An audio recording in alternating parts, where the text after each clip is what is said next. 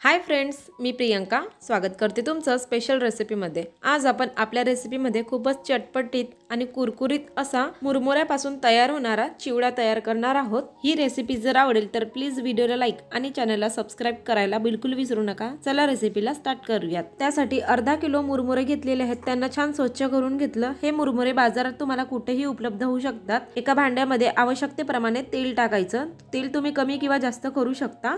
तेल छान व्यवस्थित असं गरम झालं की 1 चमचा जिरे घालायचं। बारीक क्रश करून घेतलेले धने घेतले, हे सुद्धा तेलावरती छान फ्राय करून घ्यायचे। 3 ते 4 हिरव्या मिरच्या घेतलेल्या आहेत, यांना सुद्धा छान फ्राय करून घ्यायचं।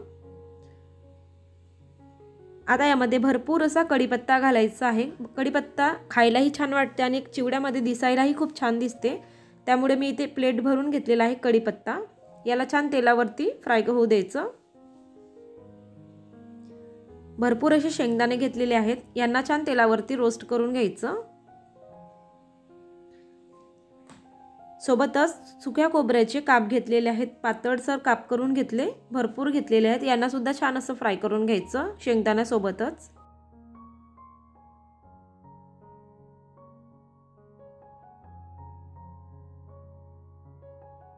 शेंगदाणे आणि सुकं खोबरं छान गोल्डन कलर आलेला आहे यांना।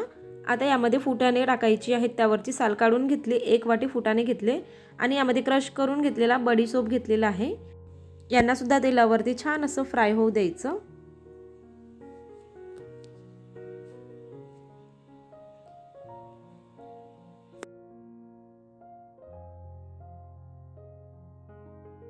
टाकलेली सर्व जिन्नस तेलावरती छान फ्राय झालेली आहे। आता आपण यामध्ये मुरमुरे टाकणार आहोत, पण मुरमुरे टाकायच्या अर्धा मिनिटा अगोदर मी यामध्ये चवीनुसार हळद टाकते, अर्धा चमच लाल तिखट आणि चवीनुसार मीठ वापरायचं। यांना फक्त अर्धा मिनिट तेलावरती फ्राय करून घ्यायचं। जास्त वेळ तेलामध्ये ठेवलं तर तिखट जळू शकतो, त्यामुळे तर अर्धा मिनिट झालेला आहे। आता आपण यामध्ये स्वच्छ करून घेतलेले अर्धा किलो मुरमुरे सर्व ओतून घ्यायचे आणि फटाफट एकजीव करून घ्यायचे। सर्व मुरमुऱ्यांना एकसारखा असा मसाला लागेल अशा पद्धतीने एकजीव करून घ्यायचं।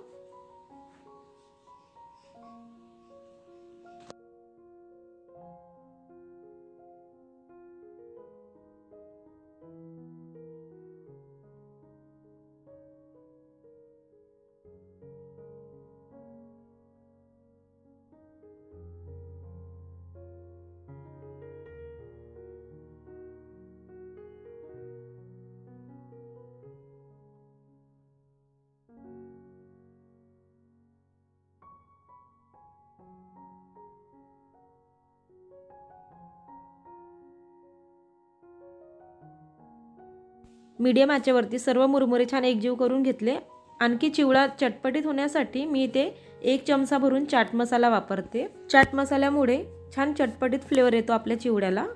आता हे सर्व व्यवस्थित एकदा 2 ते 3 मिनिटे एकजीव करून घ्यायचं। महिनाभर टिकेल असा मुरमुऱ्याचा चिवडा तयार झालेला आहे, पाहू शकता। दिसायला जेवढं भारी, खायला तेवढंच टेस्टी झालेला आहे। ही रेसिपी जर तुम्हाला आवडली असेल तर प्लीज व्हिडिओला लाईक आणि चॅनलला सबस्क्राइब करायला बिलकुल विसरू नका। पुन्हा भेटूयात अशाच प्रकारच्या नवीन रेसिपीसह। वेळात वेळ काढून ही रेसिपी पाहिल्याबद्दल खूप खूप मनापासून धन्यवाद।